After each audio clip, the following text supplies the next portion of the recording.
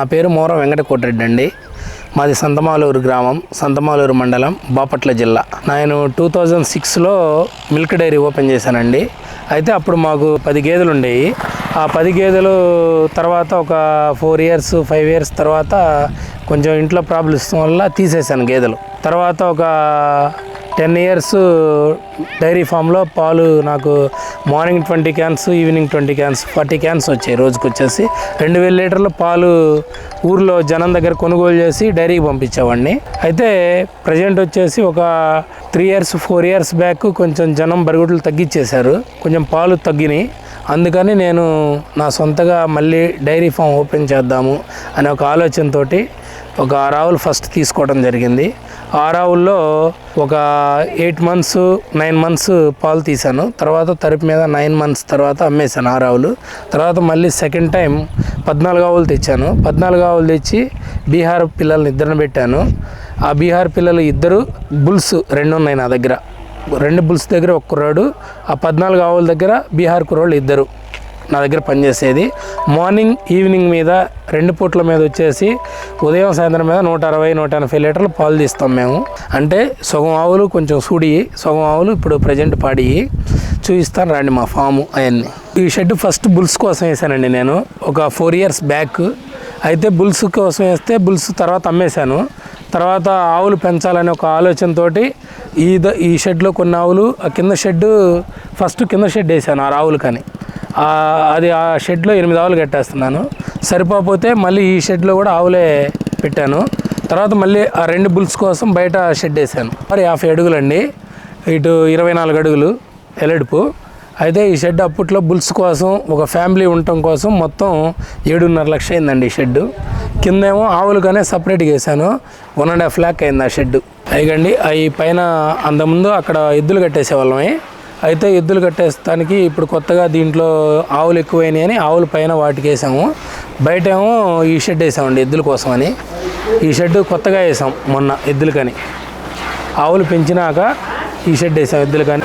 ఇప్పుడున్న పరిస్థితుల్లో రోజు కూలి వాళ్ళు వచ్చి మేత కోయాలి అని అంటే అయ్యే పని కాదండి. మాకు బీహార్ వాళ్ళే మేతకు వస్తారు. అయితే మామూలుగా ఈ మేత ఆవులకి వేయాలి అంటే 10 మోపులు పట్టేది చాప్ కట్టర్తో వేస్తే 5 మోపులే సరిపోయిద్దండి. అందుకని ఈ చాప్ కటర్ వచ్చేసి 2 HP కెపాసిటీ, మోటార్ కెపాసిటీ. ఈ చాప్ కటర్ 30,000 అండి. ఉదయం సాయంత్రం మనం మామూలుగా 5 మోపులు 6 మోపులు అయితే 15 ఆవులకు సరిపోయిద్దండి. చాప్ కటర్ తోటి కుట్టి వేసి పోస్తే. మనం మామూలుగా వేస్తే 10 మోపులు కావాలండి మేత. చాప్ కటర్ వేస్తే 5 మోపులు అంటే సగానికి సగం సరిపోయిద్ది. అదిగాక మేత కలిసి వచ్చిద్దండి, అదైతే వేస్ట్గా పోయిద్ది మేత. ఇలా వేస్తే వేస్ట్ పోదు. కరెంటు బిల్లు 100-150 అలా కాలుద్దండి. మామూలుగా అయితే మనం క్రౌ నుంచి పాలు తీసుకునే టైం 6:30-7 అండి. మామూలు రైతు వారికి అయితే.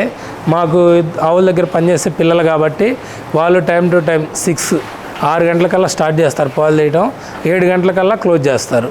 7 గంటలకల్లా పాలు తీసేసి మనం మామూలుగా మేత పోసేసి ఒళ్ళు కడుగుతారు మళ్ళీ. అంటే పాలు తీయటం ఫస్ట్ ఆవుకి ఎలా తీస్తారు, లాస్ట్ ఆవుకి ఎలా తీస్తారని మీ డౌట్. దాని గురించి నేను ఎక్స్ప్లెయిన్ చేయమని అడుగుతున్నారు. ఫస్ట్ ఆవుకి ఎలా తీసారో లాస్ట్ ఆవుకి కూడా అలానే తీస్తారండి వీళ్ళు. ఫస్ట్ ఆవు లాస్ట్ ఆవు ఆ తేడా ఉండదు. మిషన్ అని అడుగుతున్నారు. ఆల్రెడీ నేను 1 ఇయర్ మిషన్ మెయింటెనెన్స్ చేశాను. మిషన్ మీద చేతితోటి తీస్తేనే ఆవులకు బాగుంటుందండి. మిషన్ తోటి తీస్తే ఏం జరుగుద్ది అంటే మిషన్కి అలవాటు అయినాయి అనుకోండి, మళ్ళీ చేతితోటి తీయడానికి పాలు ఇవ్వవు ఆవులు. చేతితోటి తీసే ఆవులు మిషన్కి ఇవ్వవు. అలా దేనికి అలవాటు అయితే దానికేనండి. కానీ మిషన్కి వచ్చేసరికి అండి టైం ఎక్కువసేపు పట్టుద్ది పాలు తీయడానికి. చేతితోటి తీస్తేనే తొందర. అందుకని వాళ్ళు 10 ఆవులైనా ఒక మనిషి వచ్చేసి 10 ఆవులకు తీస్తాడండి పాలు. గంటలో 10 ఆవులకు పాలు తీసేస్తాడు. మిషన్ వచ్చేసండి ఆవు సళ్ళు మెత్తగా ఉంటేనేమో 8 నిమిషాల నుంచి 10 నిమిషాలకు పిండిద్దండి. కొంచెం గట్టిగా ఉన్నాయంటే 15 నిమిషాలు 20 నిమిషాలు కూడా పట్టిద్ది ఒక ఆవును తీయాలంటే. మిషన్ కెపాసిటీ అది. కానీ మనిషి కెపాసిటీ ఎలా ఉంటుందంటే కొంచెం బిరుసు తగిలిన ఆవునేమో గట్టిగా పిండుతాడు, కొంచెం మామూలుగా వచ్చావనేమో గబగబా తీసేస్తాడు. ఇది 6 నిమిషాలు 7 నిమిషాలకు తీస్తాడు మెత్తగా వచ్చావు. కాస్త గట్టిగా ఉండేవి 2 నిమిషాలకు ఇష్టపడుతుంది. 6 to 8 10 నిమిషాలకల్లా క్లోజ్ చేస్తాడు ఏ ఆవుకైనా. కానీ మిషన్ వచ్చేసి 15-20 నిమిషాలు కూడా పట్టుద్ది కొంచెం సళ్ళు గట్టిగా ఉంటే. అందుకని మనిషి తీయటమే కరెక్ట్. ఈ ఆవుల్లో వచ్చే సమస్యలు ఏంటంటే అండి పొదుగు వాపులు ఎక్కువ వస్తాయి. ఆ పొదుగు వాపులు ఎలా వస్తాయని డౌట్ తోటి మీరు అడుగుతున్నారు. ఆ పొదుగు వాపు అంటే ఇప్పుడు పేడేస్తాయి కదండి, ఆ పేడలో పండుకోవటం వల్ల మనం ఆ పేడ క్లీన్ చేయకపోవటం వల్ల ఎక్కువ పొదుగు వాపులు వచ్చే అవకాశం ఉంటాయి. కానీ మనం 2 hours 3 hours ఒకసారి మనం నీళ్లు కొట్టాలి. పాలు తీసే ముందు నీళ్లు కొట్టాలి, పాలు అయిపోయినాక కూడా నీళ్లు కొట్టి మనం మామూలుగా మ్యాట్ శుభ్రం చేసి మ్యాట్ మీద పండుకోబెడతాం ఆవులు. అందువల్ల పొదుగు ఆపులు రావడానికి అవకాశం ఉండదు, తక్కువ. పాలు తీసిన వెంటనే ఆవులు పండుకోవండి. ఆల్రెడీ మనం గ్రాస్ వేస్తాం కదా, మేత పోస్తాం కదా, ఆ మేత తింటా అలానే నిలబడి ఉంటాయి. 1/2 hour 1 hour మేసినాక అప్పుడు పండుకొని నివురేస్తాయి ఆవులు. అందుకని పండుకోవటం అయితే జరగదు, పాలు తీయగానే నిలబడే ఉంటాయి. ఈ షెడ్లో వచ్చేసి 7 ఆవులు ఉన్నాయండి. 7 ఆవులకి 7 మ్యాట్లు వేస్తాం. ఒక్కొక్క మ్యాట్ 800. మ్యాట్ వల్ల జారటం అవన్నీ ఏంటండి, పేడ వేసినాయి అనుకోండి, ఆ పేడ శుభ్రం చేయలేదంటే జారతాయి. ఎప్పటికప్పుడు మేము వాటర్ కొడతాం కాబట్టి జారడానికి అవకాశం ఉండదు. ఎప్పటికప్పుడు మా షెడ్ శుభ్రంగానే ఉంటుంది. అందుకని ఎక్కువ % జారడానికి అవకాశం ఉండదు. శుభ్రం చేయనప్పుడు మాత్రం జారి పడతాయి. ఎప్పటికప్పుడు శుభ్రం చేసుకోవాలి. అంటే మేము శుభ్రం చేస్తాం, అదర్ పీపుల్స్ కూడా ఎవరి కాళ్ళు శుభ్రం చేసుకుంటే జారి పడవు. మ్యాట్ వేస్తే కంపల్సరీగా శుభ్రం చేయాలి. సమ్మర్, చలికాలం ఎప్పుడైనా కానీ మ్యాట్ ఉండాలి ఆవుకి. మ్యాట్ లేదనుకోండి, ఆ కాలు దగ్గర పుళ్ళు పడటం, పుళ్ళు తగ్గకపోవటం, దానికి మళ్ళీ మనం మందులు వాడటం, ఇలా అన్నీ జరుగుతాయి. అదే మ్యాట్ ఉందనుకోండి, పడగ పుళ్ళు, మోకాల పుళ్ళు పడకుండా ఉంటాయి అని మేము మ్యాట్లు వేస్తాం. క్రౌస్ కూడా మ్యాట్లు వచ్చేసండి 2 types ఉంటాయి. ఈ మ్యాట్లు వచ్చేసి మనకి చిలకలూరుపేటలో 750-800కి ఇస్తారండి. 4x6 అంటే 4 అడుగులు వెడల్పు, 6-6.5 అడుగులు పొడుగు ఉంటాయి.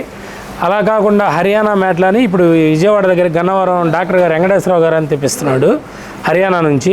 ఆ మ్యాట్ అయితే 2500, 2400, 2300 పడుతుందండి. మనమైతే ఇంకా తెప్పిలేదు. ప్రజెంట్ మేము ఈ మ్యాట్లే వాడుతున్నాం, మాకు లోకల్లో దొరుకుతాయి కాబట్టి. మ్యాట్ వచ్చేసి 1 year ఉంటుంది ఆవుకి. ఈ రూమ్ వచ్చేసి బీహార్ వాళ్ళు ఉండటానికి, ఆవులకు దానాలకండి, ఎద్దులకి ఆవులకి మొత్తం దానాలు స్టోర్ రూమ్ ఇది. బీహార్ పిల్లలు వండుకోవటం, తినటం ఈ రూమ్లోనే ఉంటుంటారు. ఈ ఎద్దులు కాడిమానండి, బండ కట్టేటప్పుడు అలవర్చుకునే కాడిమాన్ ఇది. ఇది 2వ షెడ్ అండి. ఆవుల కోసమని వేసాం. ఫస్ట్ బుల్స్ కోసం ఈ షెడ్ వేసాం. నెక్స్ట్ టైం ఆవులు పెట్టాలనేసి ఈ షెడ్ వేసాము. ఈ షెడ్ వేసిన తర్వాత ఒక 1 year ఈ షెడ్లోనే ఉన్నాయి ఆవులన్నీ. తర్వాత ఆవులు పెంచినాక బుల్ షెడ్ బయటేసి ఆవులు కూడా లోపల షెడ్లోకి ఏర్పాటు చేసాం. ఈ షెడ్లో వచ్చేసి 8 ఆవులు ఉంటున్నాయండి. 50 అడుగులు పొడుగు అండి ఈ షెడ్ కూడా. 50 అడుగులు పొడుగు, 15 అడుగులు వెడల్పండి. దీంట్లో 8 ఆవులు ఉన్నాయి. 8 పాడావులే. ఈ మొన్న రీసెంట్గా ఒక 2 months బ్యాక్ తీసుకొచ్చాను ఈ 8 ఆవులు. పొంగనూరు బ్రీడ్ మొత్తం. అవి వేసే పేడ, మూత్రం మొత్తం, పాసు పేడ మొత్తం ఇదిగో మోటార్ పైప్ తోటి కొడతామండి.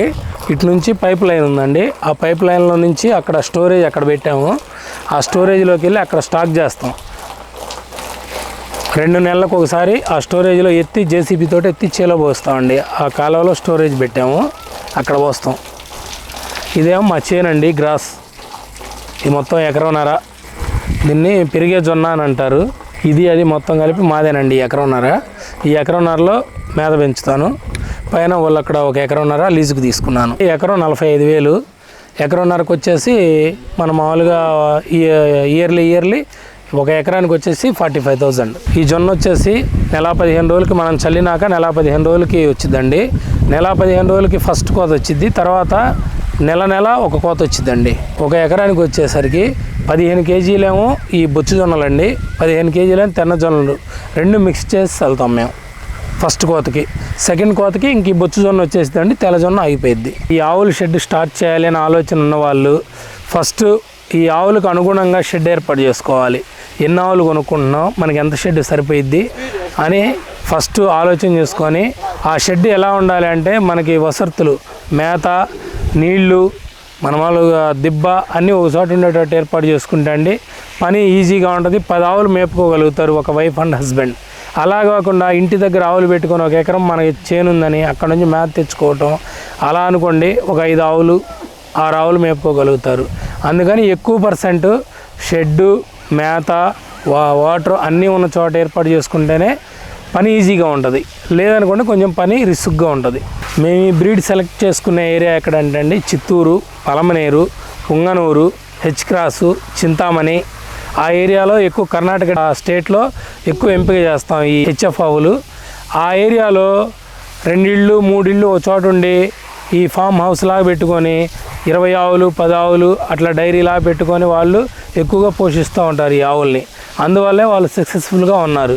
మన ఏరియాలో ఏం జరుగుద్దంటే అండి ఊర్లో ఆవులు పెట్టి పొలాన్ని మేత కోసుకొచ్చుకోవటం అలా ఉండేసరికి ఎక్కువ మెయింటెనెన్స్ చేయలేకపోతున్నారు. ఇప్పుడిప్పుడే మన ఏరియాలో కూడా చేలో షెడ్ వేసుకొని ఒక 2 ఎకరాలు 3 ఎకరాల మేత పెట్టుకొని 10 ఆవులు 15 ఆవులు అలా పెట్టుకొని ఇప్పుడిప్పుడే కొంచెం డెవలప్ అవుతున్నారు రైతులు.